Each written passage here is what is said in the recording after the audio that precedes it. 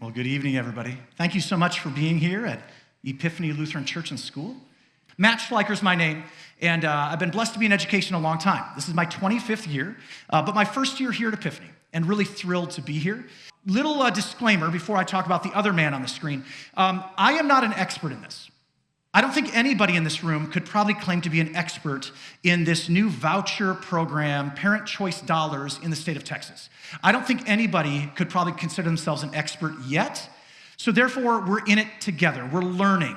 And part of the timing, as I referenced that earlier, why December? Schleicher, why December? What in the world are you doing, right? It's because right before Thanksgiving, like the day before Thanksgiving, crazy timing, that's when the final rules came out. So we were waiting as a state.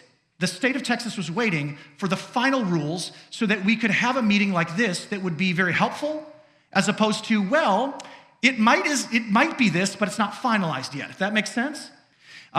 Even though you'll see in the slides, there's just a couple things that might flex a little, but for the most part, this is much better than September.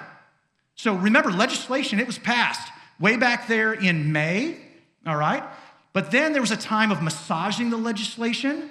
It was 3 months long, and now we're very, very, very much at the end where they can actually call it final rules, okay?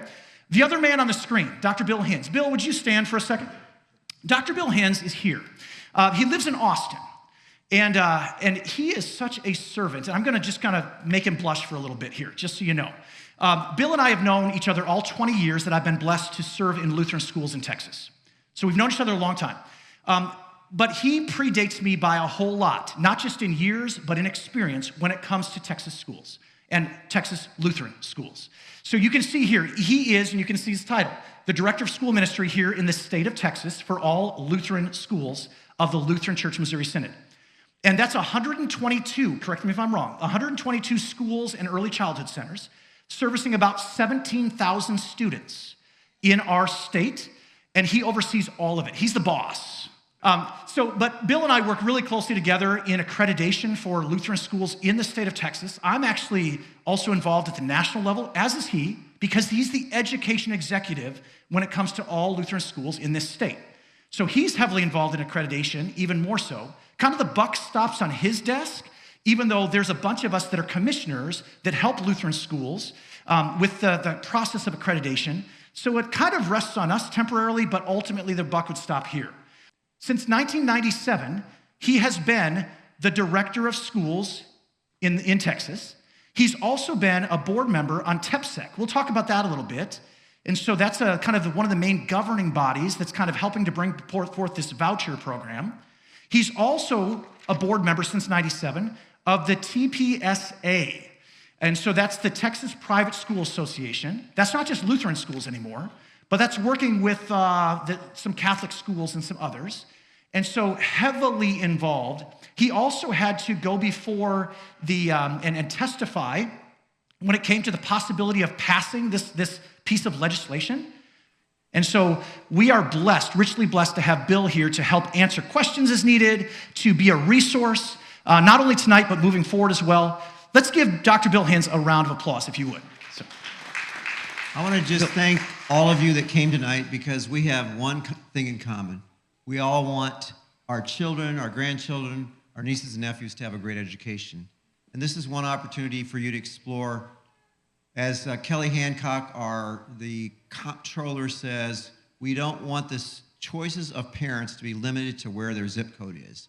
This gives, for the first time in Texas, we're actually the 35th state that's passed some kind of voucher or ESA program.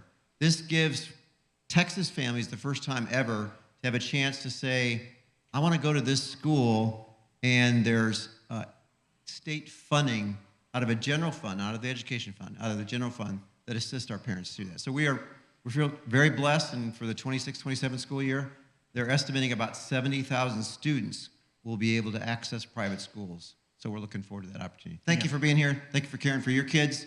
First off, one of the biggest things, as Dr. Hinz said, was there are 35 other states or regions within states, like Milwaukee, Wisconsin. That's a region. It's a big city.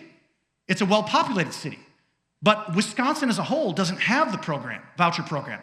The Milwaukee area does, which is weird, right? But for us in Texas, it's the entire state when it comes to private schools, Christian schools. For us, an unabashedly Christian Lutheran school.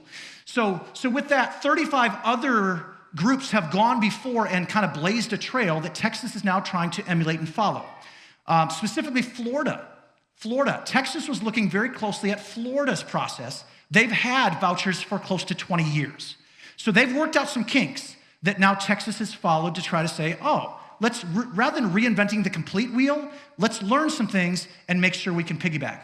Nomenclature, as you see on the screen, is a little challenging because this all goes by different names. You see up here, school voucher, parent choice, Senate Bill 2, things like ESA, TEFA, TEFA, TEFA. That's again what the top of your packet says TEFA in terms of TEFA informational meeting. All of it is talking the same thing, even though it's like alphabet soup a little bit, right? So we're gonna not try to get like way super deep. Understand this. The goal is that TEFA will begin in the next school year, 26-27. And ultimately, at the bottom, this week at Epiphany, not only were we waiting for final rules, but also all Lutheran schools this week could actually apply to be a TEFA-approved school. So we couldn't have done this back in October because again, we were trending toward being here, which we are. But at this time, we're able to say, yes, we are a TEFA-approved school, but we've crossed all our T's, dotted all our I's, and Epiphany will show up when you get to your part, which is February 4th. What in the world is a TEFA? It's called a Texas Education Freedom Account. TEFA is a state-funded education savings account for eligible students. It says K through 12. What's beautiful is they've also broadened it into pre-K. We'll talk about that more later in our presentation. So they've gone a little bit younger, but there's a few other stipulations. It's coming later in the presentation. But it's primarily going to be for those in kindergarten through 12th grade. Digital wallet. If your family is awarded money in this voucher program, they are going to, this company at the bottom, you see Odyssey. The very last thing on the screen, Odyssey. This vendor. They're going to basically, through a portal, kind of dump money into your digital wallet that you can then say, where would I like to spend that? What school would I like to spend that on? What educational program or tutoring program might I be able to use that for? It's all thinking about the kids and their educational endeavor. And we'll come a lot more into that in a second with a slide that I think will be helpful for you on what can you spend the money on and what can't you spend it on, okay? But ultimately, you're gonna have a digital wallet, and then from there, there's gonna be paying out to individual schools on your behalf and your kids' behalf through this digital wallet portal, okay? I know that's pretty broad strokes. We could get into the weeds. I don't think we need to tonight. Just know Odyssey is where you're gonna be kind of getting used to that name. For those of you that apply and are awarded money, Odyssey will become a very familiar term for you because that's where your voucher money is going to be housed.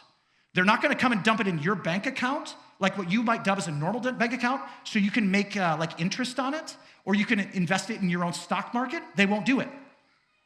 They will put it into a digital wallet that is specified for these purposes. The biggest question that people are wrestling with right now is how much money could we get? Like, is this worth my time to sit here in the worship center? Yeah. But you can see here, bottom line, minimally $11,000 per year per kid. Let it sink in. Huge. Hence the reason why you're like, it's December 11th and I'm sitting in the chair. Yes, a lot of money. The exact amount has not been determined by the state. I said a lot of these final rules have been established, but it will be not less than $11,000. It might be more than that. Fun, cool, awesome. It says most approved students will fall into this category, meaning the approximately $11,000 category, if you think of it. Homeschool students are referenced up there. You see up here, students with disabilities could actually get a whole lot more per year, depending on what's going on. And we'll talk a little bit in tonight's presentation about what that looks like, especially with IEPs, individualized education plans. So with that, there's a lot of money to be had. I believe, Dr. Hinz, correct me if I'm wrong, $1 billion, I believe, was passed in legislation that might service, as he said, 70,000 students in year one. 70,000 students. Now, we know that's not all in the Houston area. That's across the state, but that's a lot of students who are going to be funded some money. Acceptable fees, big question. This has been wrestled with, and this was part of the massaging from September through the end of November of this massaging period. They were trying to figure out what will and not be covered by some of these funds. So you can see here, of course, tuition. Number one, definitely yes, tuition. And that will be probably your biggest category bucket that you would spend on if you would get this. So you can see there, private tutors, costs related to assessment instruments, textbooks and instructional materials, uniforms. This doesn't apply to too many that are connected with the Epiphany currently at all, but like breakfast or lunch, free and reduced lunch sort of categories, if that was provided at the school, right, that sort of thing. It says technology, 10% would be only allowed for that. This is thinking about like some kids have special needs, special ed, special education. Some of those students, let's say they're nonverbal. Let's say they have a computer that they are able to either type or do some other sort of way of communicating into the computer and it speaks for them.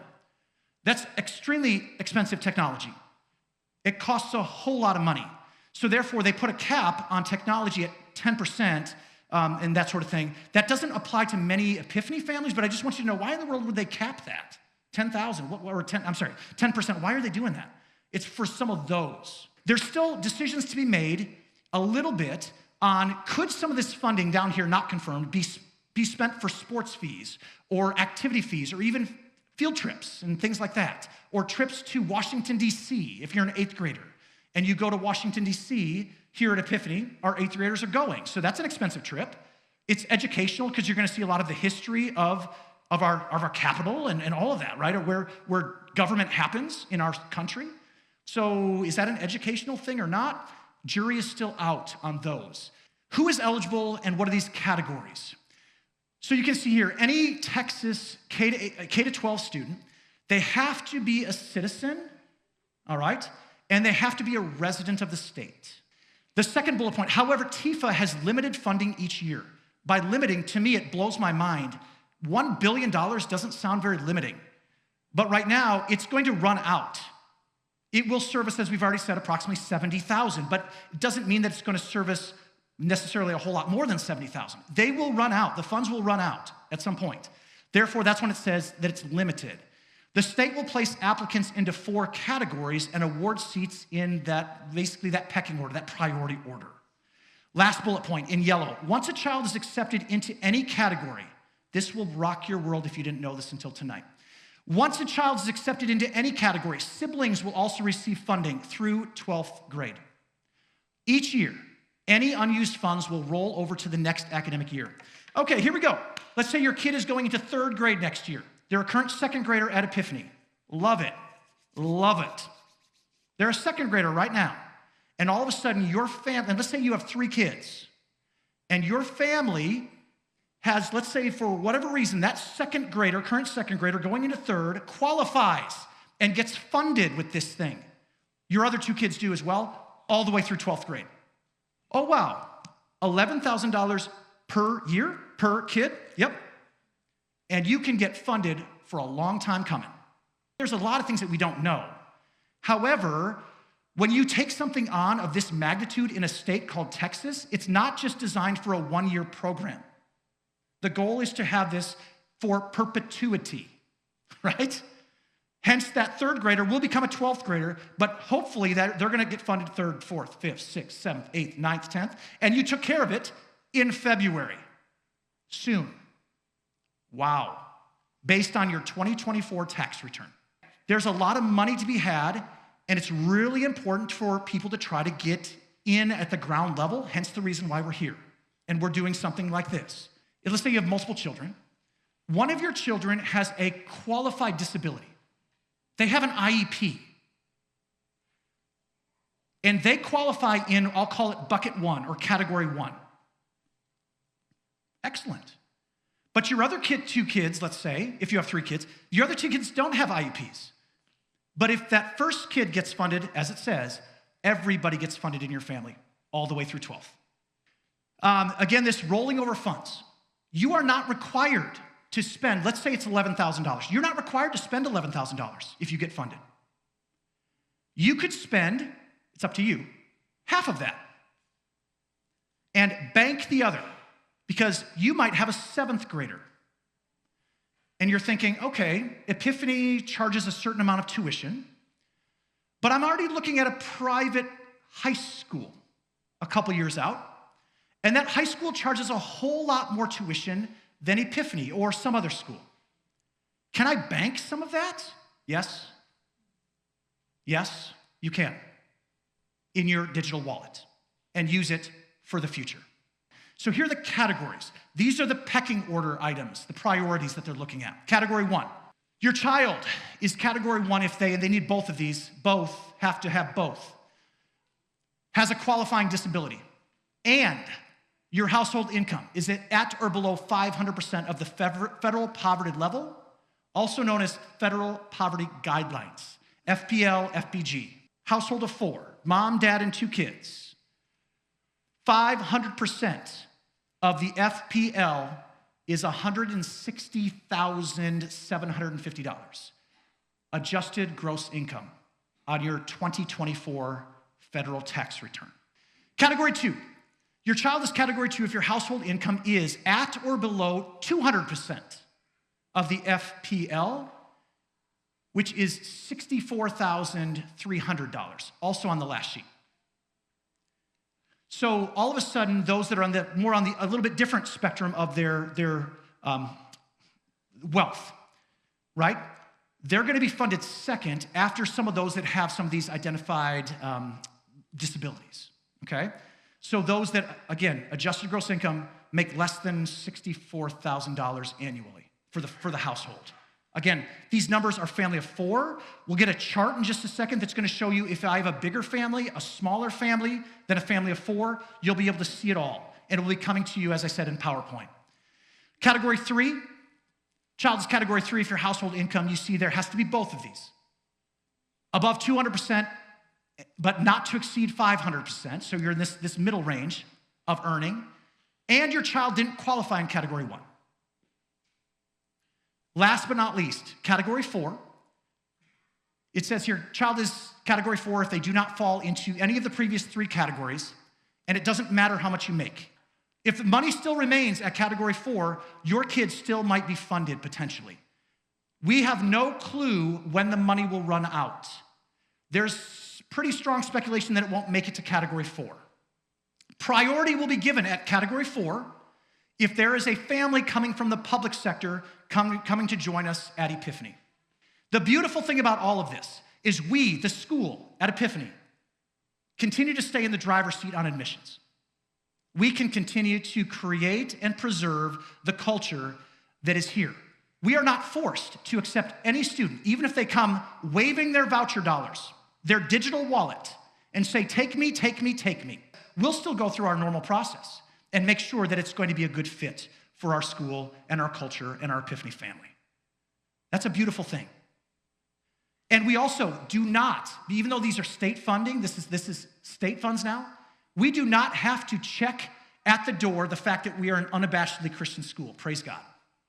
Even if there's families who now have the ability to join us, they're a good fit for our culture, but let's say they say, I have a problem with the fact that you're a Christian school. We will show them the door. There's a lot of liberties still afforded to individual schools on culture, admissions processes, admissions decisions, even if they start waving voucher dollars, saying, take me, take me, take me. So you can see here that down the side there, it's talking about the federal poverty guidelines and so on, right? For a family of 1, 2, 3, 4, household size and so on, right? We've been picking on a household of 4, mom, dad, and 2 kids. With those numbers, you can see them kind of in the middle there. And so you can see there that the whole 200%, as I said, was $64,300. 500%, you can see it up there, $160,750. Again, AGI, adjusted gross income, has to come from your tax returns. Now, it says at the bottom, alternate documents or data will be required for families that have not filed federal tax returns. To be honest, I don't know what that means. I'm just being really transparent with y'all. I don't know what that looks like because my wife and I, we pay taxes, probably most people that I know do. So we've got a federal tax return for each year that we've been married, which is 22 years. So I don't know what that means, but apparently the state is figuring out if people don't regularly file tax returns for some reason, there's going to be some other way that you're going to have to prove to them your AGI, if that makes sense. You can see there's actually 5 buckets, but what's weird, it's a little bit off. It's really just still 4 items, even though that 5th one is hanging out way over there. That's basically kind of saying, hey, that whole thing about if in category 4, there's students coming from the public sector, they will be given greater priority to be awarded some money than those that currently go to private school. It will be funded from bucket number 1 first, and if funds remain, then and only then does it move to bucket 2. If everybody in bucket 2 gets funded, then and only then remaining funds move to bucket 3, and so on.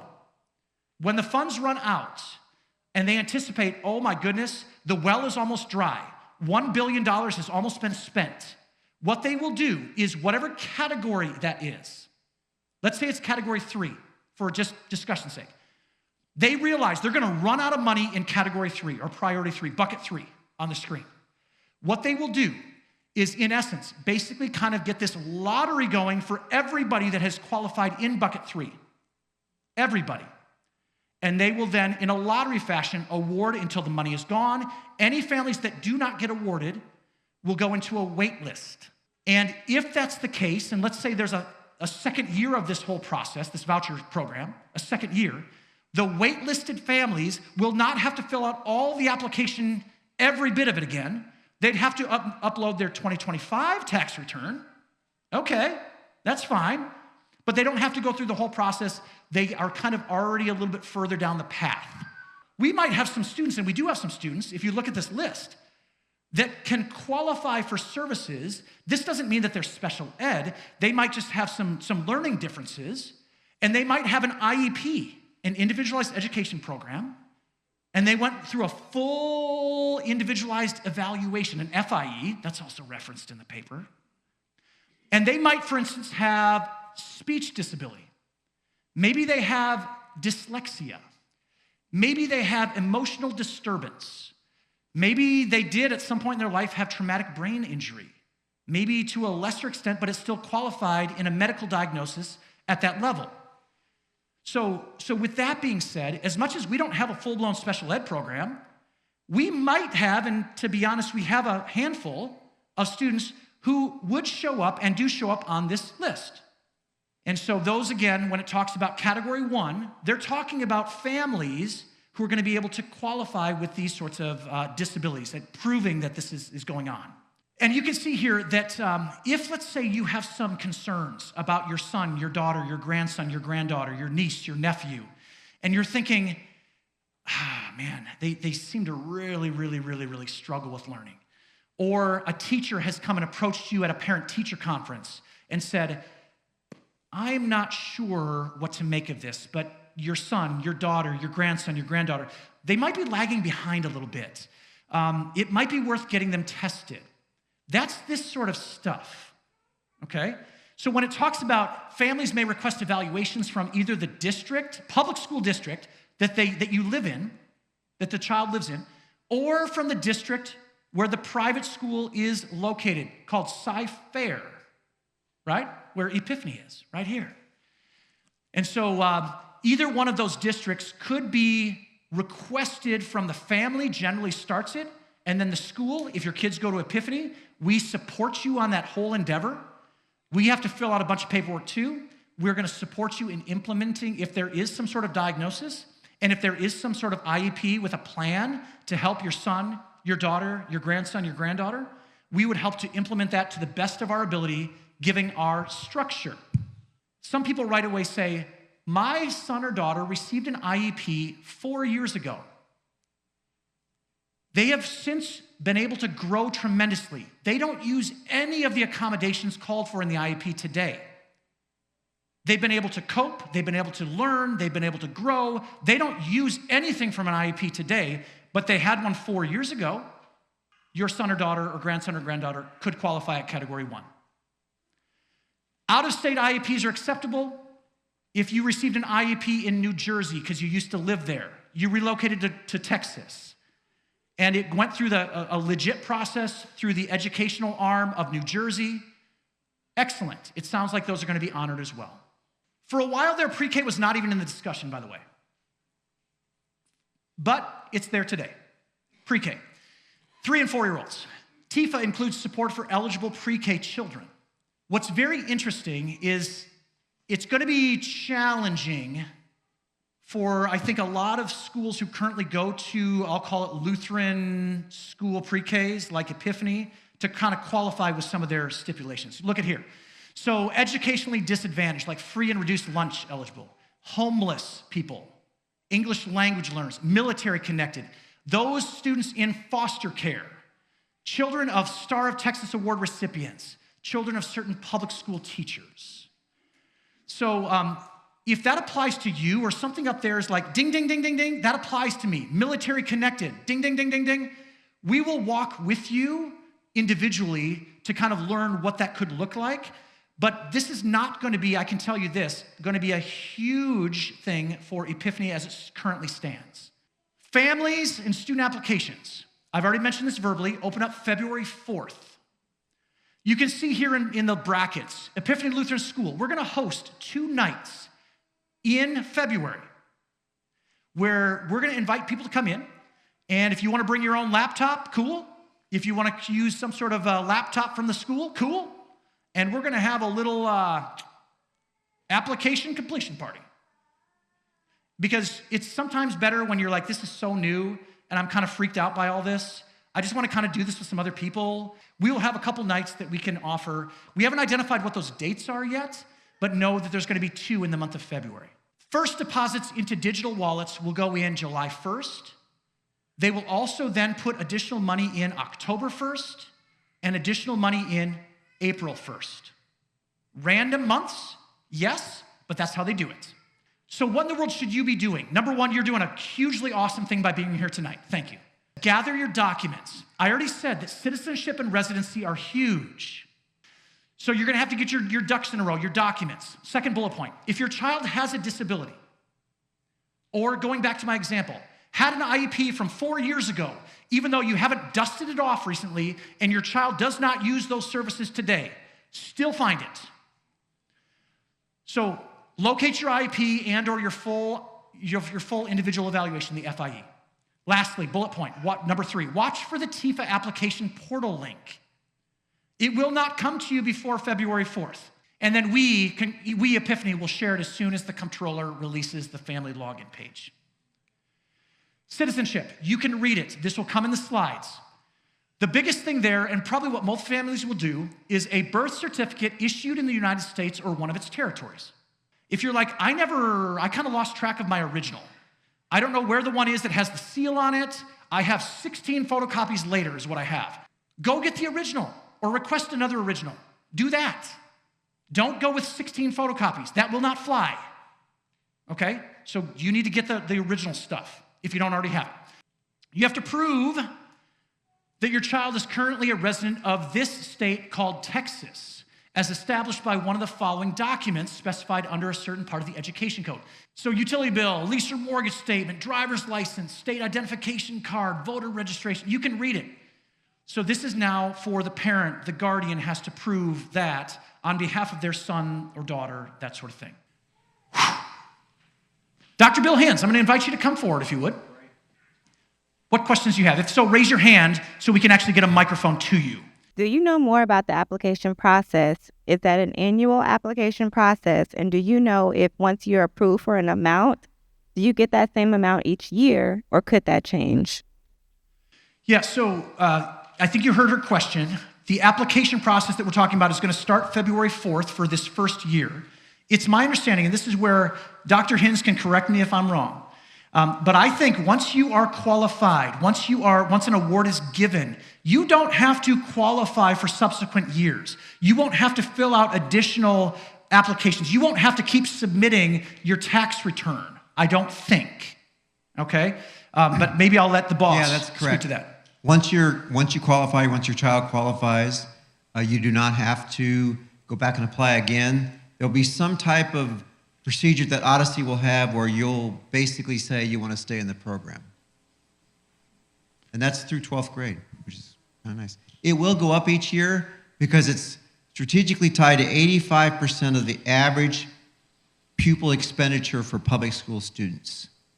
So I know that Mr. Schleicher earlier mentioned 11,000. It's going to be more than that. And it will go up each year because the state gives more money, as they should, to public schools each year. Okay. There's a question in the back. Yes, sir. If your yearly salary changes, you have to submit that even. You do not. If you next year earn $500,000, you still are qualifying in your 2024 tax income. So the other question, the $1 billion that's already approved, is that going to be annually, or is that just? If I'm answering too much. Yeah. Each legislative session, and in Texas, it's a 2-year cycle. So it's 27, 29, et cetera. So each legislative session they will pass an amount. So we'll pass a certain amount. This happens to be a $1 billion amount for what we'll call year one.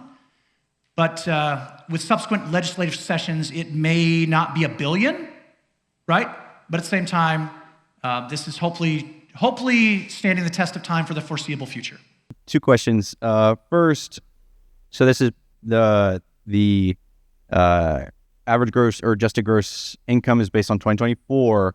Is your household size based on 2024? If you've had kids since 2024 and now you were a family of 4, but now you're a family of 5, 6, which is it your family size based on 2024?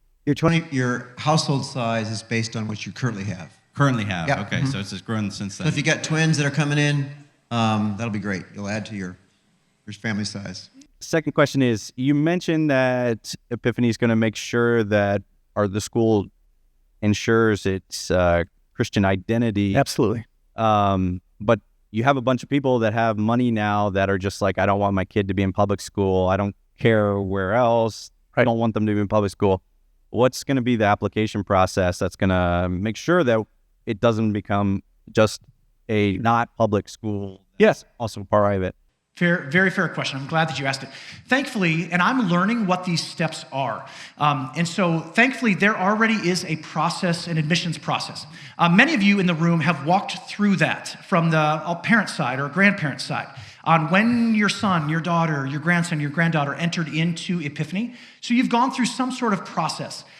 What's beautiful about me, and I'm not trying to pat myself on the back, but I am going to get to know every single applicant. We're going to be forming an admissions committee within our school, and we're going to form that before February 4th. That's a new thing, and so it's not just one set of eyes. And so let's say that there's some red flags that go up. What will happen is there'll be a second interview, a third interview. There'll be some other documentation that we ask for. In other words, we're going to try to do everything we can to ensure that our Lutheran Christian identity and the Epiphany culture doesn't go by the wayside. But thankfully, what's nice is this, as we see though, is a vehicle for some growth. And growth is good as long as you grow in the right ways. And so with that, we're going to make sure that we're going to have an admissions committee, and there will definitely minimally be a heavy emphasis put on the principal interview with the entire family and the student, not just mom who could steal away for 20 minutes from her workplace and we never get to meet the kid, right? There'll also be a shadow process, shadow day. There's going to be some other things that are there. So hopefully that gives you a little less heartburn there. That's a great question. And we've learned a lot from our sister schools in Florida. Since they've had school choice for 25 years, Matt sat in on many of these. We've had Zoom interview processes or Zoom meetings with our Florida principals and asked them a lot of those questions. How do you keep your culture the same? You cannot reduce your culture. That's why, if you're already Epiphany parents, why you came here, because you like what's here. And so that will be a very thorough process Absolutely. in each of our Lutheran schools and certainly Yep. at Epiphany to make sure that we maintain the culture. Right. We work with other Lutheran schools in Houston. We work with other Lutheran schools in Texas. We get together monthly as leaders in the Houston area. Dr. Hinz, by the way, comes to every single one of those, even though he resides in Austin. He comes and meets every single month with us. And so therefore, we're going to say, what are your admissions processes that has been kind of tried and true to continue to make sure that you maintain what you want? So we share ideas, even though we might be sharing ideas from Epiphany with Salem Lutheran in Tomball, or Memorial Lutheran in the Galleria area, or LSA down in Clear Lake. Very different geographic areas, but they're sharing ideas with us, we're sharing ideas with them, so that we can make sure that we kind of iron sharpens iron, if that makes sense, right? Question? I had a question regarding, let's say, for instance, this year you're in category 4. Next year, you are in category 3. You would have to submit your Go ahead. your paperwork regarding that, or so that we can be bumped up to category 3 versus 4. I think that's what we anticipate. Dr. Hinz, then that would be applying again, and I would expect at that time you'd have to apply with your 2025 tax return. That's correct. If you're not funded for next year, you'd have to then apply with the most up-to-date tax return until you get funded, which then goes until 12th grade. So That have disabilities, but what about people that have medical conditions from birth? medical conditions from birth, Have they ever talked about that, or that have outrageous, medical bills since birth? Well, if they have any kind of identified learning disability, But not a learning disability, like they had medical condition. if they have medical conditions that will impact their ability to learn, those would be included in that. let's say there's a skin condition. I have no clue, right? I'm not a doctor, I'm spitballing. There's a skin condition, and it doesn't impact, though, a student's ability to learn. They are not entertaining those right now. They're talking about the learning deficiencies when it comes to that. So those are good questions. Thank you. Please. You talked about growth. Is their classroom sizes going to change, or are they still going to be at a cap? What's nice at Epiphany, specifically to Epiphany, classroom size limits at Epiphany is 18. We don't have a single school in the K-8, single classroom in the K-8 space currently that's at 18. Our closest is 3rd grade, 17. We have some room that we could grow. Yes, ma'am. Question is the number 70,000 that y'all were talking about how many people are potentially going to either apply or be approved? Because I'm visualizing a number way higher than that when families. Right, be approved. Yeah. It's approved. That's the number that they feel will be approved. Will be approved. Will be funded. Okay. Yeah. And Another part of the question. reason that's gone down, they actually had the original estimate was 80,000, but as they look at this number continuing to grow, that 11,000 number, it's going to grow higher. It's going to be higher than that. That'll come out in early January when they determine it. So they're determining the 70,000 families or students approved? 75,000 students. Students approved, that $1 billion will be split between them essentially, and that would be upwards of families receiving more than 11,000? Yeah, As Matt pointed out, that if you go home and Google the average expenditure for public schools in the state of Texas, you'll see there's a lot of different numbers that are thrown out there. If you do that tonight, you'll see, and some of them are pretty high, so that 11,000 is really quite low guesstimate.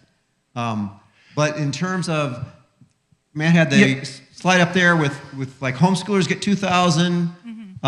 The extreme, that 30,000 be the extremely disabled. That would be a person that that child needs almost one-on-one. They need a lot of technology, etc. Okay, I also worry, what if the website crashes February 4th? Yeah. Do they make a plan of maybe sending out What's this beautiful- website sooner? what's beautiful- We learn from everybody else. So as much as they open it February 4th, thankfully, it's not a pecking order like I'm waiting, hunched over my computer, and it's midnight, boom, I'm in. And that happened in Tennessee. All the computers crashed. No. Because everybody they knew it was going to be a pecking order from time. Right. It's not that. Remember, there are so many other variables they're looking at, which is like how much money you make, adjusted gross income. There will be people who will number crunch this, and they'll have plenty of time to do it. So it might take them 4 weeks, 5 weeks before they get to the point of awarding, but that gives you some time to be able to, even if you don't apply on February 4th, let's say you apply February 5th, you're good. The comptroller's Not a problem. The comptroller's office has not yet released how long the period will be. We know it'll be at least 30 days. So everybody that's in that first 30 days will be on an equal basis. It could be as long as 45. It'll either be 30 or 45. So as long as you hit that from February 4th, 30 days, you'll be fine. So You'll March be considered 4th? just the same as a family that applied in February. Yes, ma'am. Yes. So like on one of the slides, it said like the first payment was July 1st. Yep. So say we pay our tuition like in May, like for the full year, and we get approved, would we be able to like, apply those funds and then get the money we paid back? Fair question. I'm going to talk about Epiphany only. And so Epiphany, we don't charge tuition for the next year until starting in July. So with that, we're not, actually most of it's collected kind of in August. So I appreciate your example of what if we went ahead and lump sum payment paid all of the 26-27 tuition in May. That's not typical at Epiphany. And so with that, I don't know that we'd have to cross that bridge at this school, but at the same time, that is something that's good to be thinking about, of when would a school be asking for tuition payments? What if we want to do a lump sum because we might be able to get some sort of a scholarship or a little discount because we do a lump sum rather than spanning it out over 10 months of payments? Those are good things that we can kind of one-on-one talk with you about, which is but a very fair question because I'm sure you weren't the only person in the room thinking that. Very good question. Thank you. Hello. Just in case I may have missed it, big question I have is, where is all the money coming from? So last year in the state of Texas, we were very blessed to be $35 billion in the black. It is tied to oil royalties and gas, etc. But because our state has managed their money, in my opinion, I'm not trying to talk about other states. We are blessed with a lot of income in our state. We were in the black by $35 billion. So that's a great question because this is coming from the general fund. It is not coming from the education fund. So this is not coming from the same fund that funds public schools. In fact, they got $8.5 billion additionally because of this. So public schools in Texas are going to have a better opportunity to pay their teachers better through this program or link to this program. The second part question I had was, since these voucher monies will not be coming from Schleicher ISD taxes, Right. that means that when they lose a lot of people, they're probably going to, there's going to be some issues there. So what is the likelihood of this actually bringing up the actual ISD taxes in the areas here, because we still going to have to pay those taxes? Yeah, I don't know that I'm qualified to answer that question. Yeah, I am not either. We'd have to look to see, for instance, in other states. I think that's the only way, which again, state to state is not a very good apples to apples comparison, but we might have to look and dig a little deeper to say, what about certain states that have gone down this voucher path with the goal of trying to increase and raise the educational bar in both private and public schools in the entire state is really the impetus on why in the world you might even consider a voucher program, and in this case, pass a voucher program. So I don't know that either one of us are exactly qualified to answer, but it's a great question. Yes, ma'am. So I want to kind of touch a little bit more. We've talked a lot about our individual applications and requirements, but I want to talk a little bit more about the school, particularly the testing. I kind of have a threefold question. One, what kind of tests are we going to be required? MAPS test. We already do it. Okay. Yep. So Which is a norm reference test. Each school has the opportunity to select their norm reference test. Right. The bill requires it to be 3rd grade through 12th grade. Okay. Yeah. So the second part of it is that if you don't qualify for the buckets, so you don't get any money, are your child's test scores still reported? So do you report as an entity or Only on an individual? TEFA scores are reported. Only those that have been funded. Yeah. Okay. And they're not identifying individual schools. They'll identify then say the 4th graders in TEFA scored X.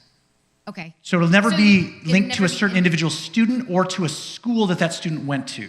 Okay. And it will only be the TEFA participant, Correct. not the school as. The bill originally said the parents submit the test scores. So Epiphany would give the test scores to the parents, and the parents would have to submit it.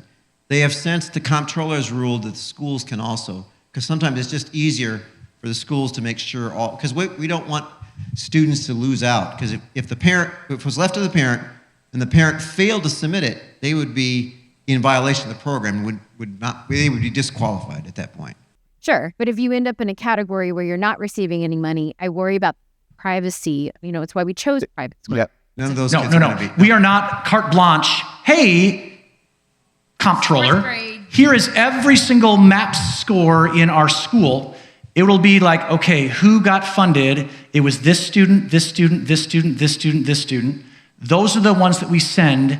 And again, that's just collectively going to be looked in generalizations, not focusing on X student by name, certainly nothing linked to very specific information like addresses or even to our school. It's going to be collectively those in, as he said, category 3, what sorts of scores did they achieve, and so on, right? Will there be any requirements for those scores? Meaning that we would have to maintain, I know we have to maintain certain requirements for our credentials. Sure. But will this program So Texas Private School Association and the Texas Catholic Conference had a major role in laying out the bill. And one of the things that they wanted to make sure is that private schools could maintain their autonomy without strings attached.